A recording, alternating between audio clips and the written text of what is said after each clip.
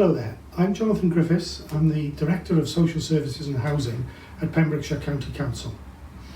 As well as being a great place to live, which I don't think there's anything doubting that when you look at this county, it's also, in my view, a fantastic place to work. And I'd really welcome a conversation with anyone that's interested in looking at some of the opportunities we have available in Pembrokeshire.